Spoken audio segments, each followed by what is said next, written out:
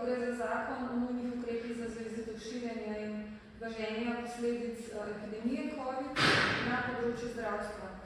Zakon se bo sprejemal po nujnem zakonodajnem postopku, kar pomeni, da ne predvideva javne razprave.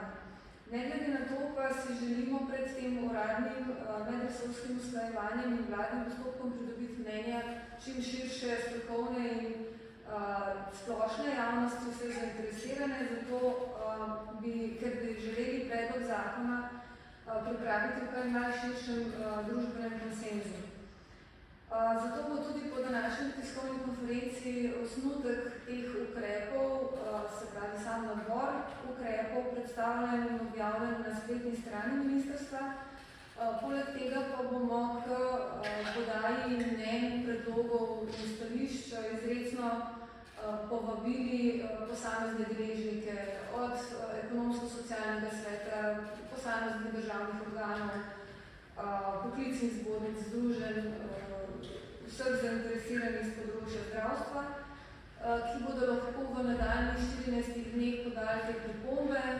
Kot omenjeno, vsi ukrepi, ki bodo v tem zakonu zbrani, se tičejo področja zdravstva, se pravi tista področja, ki sodijo v delokrog Ministrstva za zdravje.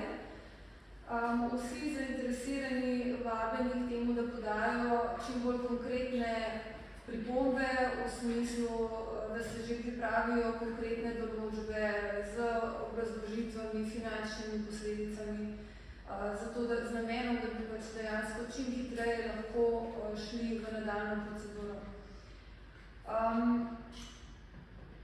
Zakon v tej fazi, se pravi nabor ukrepov, je trenutno okrog 35. Kot je bilo omenjeno, smo preverili vseh do sedaj sprejetih 10 paketov. Naj omenim morda nekaj najbolj pomembnih. Pravica do kratkotrajne odsotnosti zaradi bolezni oziroma poškodbe, potem glede testiranja, samotesti, glede dovoljenj za medicinske laboratorije, cepiva in cepljenje proti COVID in tudi proti gripi, začasna prerazporeditev zaposlenih zaradi nujnih delovnih potreb, odgovornost za škodo zaradi cepljenja proti COVID,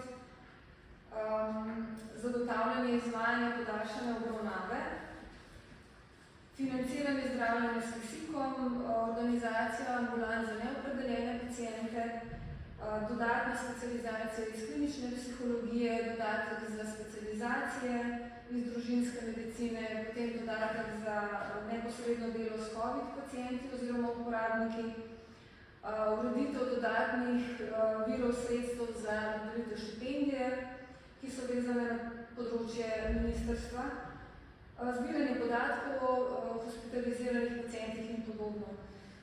Zakon naj bi bil predvidoma v prvi polovici septembra obravnavan na vladi in v drugi polovici zakona potem po končani parlamentarni proceduri sprejet.